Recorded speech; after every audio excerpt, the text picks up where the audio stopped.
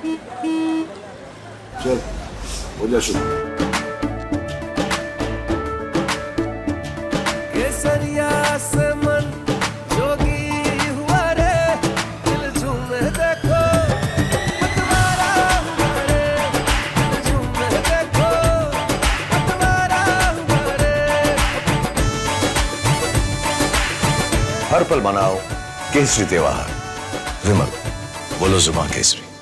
अभी तो काउंटिंग को 2 घंटे हो गए। जिस सीट की आप बात कर रहे हैं वहाँ 10 लाख से ज़्यादा वोट पड़े हैं।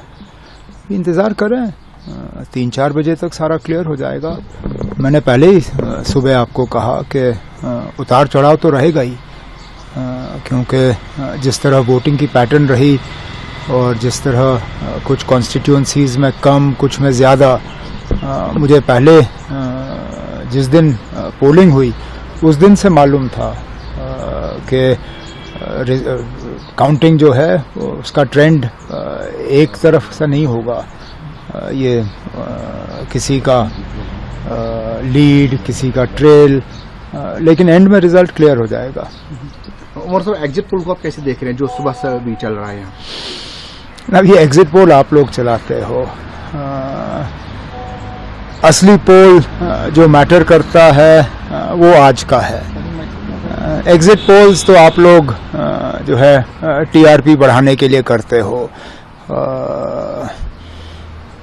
एग्जिट पोल्स का नतीजों पे कोई असर नहीं पड़ता, और अक्सर हमने देखा है कि एग्जिट पोल और असली पोल में फ़र्क रहता है। अब देखें, हालांकि ये तो हमें मानना होगा कि सारे एग्जिट पोल गलत हो नहीं सकते, 19-20 का फ़र्क रह सकता है, लेकिन ये उम्मीद करना कि सारे एग्जिट पोल गलत होंगे और मतलब इतना गलत होंगे कि रिज़ल्ट में एक बहुत बड़ा फ़र्क आएगा, शायद नहीं होगा। लेकिन अभी मतलब जैसे मैंने कहा, वोट गिनने को तो 2 घंटे हो गए। शाम तक देखते हैं क्या होता है। तो पीएम ने एक ट्वीट में कल कहा था कि हम बड़ी बहुमत से जीत रहे हैं और जीतेंगे भी। अब मां सिवाय सजाद लोन साहब के, जिन्होंने इलेक्शन से पहले ही अपने हार का ऐलान किया था, शायद दिल्ली से उनको इशारा आ ही गया था कि वो किसी और की मदद करना चाहते हैं। मुझे और कोई उम्मीदवार बताइए जो इलेक्शन से पहले ही ये कहे कि हम हारने वाले हैं। यहाँ तो एग्जिट पोल के बाद भी हार तस्लीम करने के लिए कोई तैयार नहीं है। अब ठीक है, इंडिया ब्लॉक ने भी जीत का ऐलान किया है, वजीर आजम साहब ने भी जीत का ऐलान किया है। शाम तक देखते हैं कौन सही कौन गलत। राहुल गांधी ने कल कहा था कि 295 सीटें इंडिया ले लेंगी। सिद्धे मूसे वाले पे मुझे जम्मू कश्मीर के बाहर के खबर का ज्यादा कुछ पता नहीं है, वो आप लोग बेहतर जानते हो। कौन कितने नंबर, बीजेपी ने 370, 400, अब राहुल गांधी साहब ने 295, ठीक है ना, देख लेते हैं।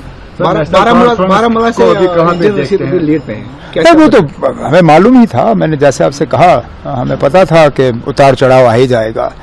और जिस तरह कैंपेन के दौरान जो बातें हुई, जिस तरह के मतलब जिस तरह के नारे चले, जिस तरह का सेंटिमेंट चला, जाहिर सी बात है कि इंजीनियर रशीद साहब को उसका थोड़ा बहुत फ़ायदा तो मिल ही गया होगा।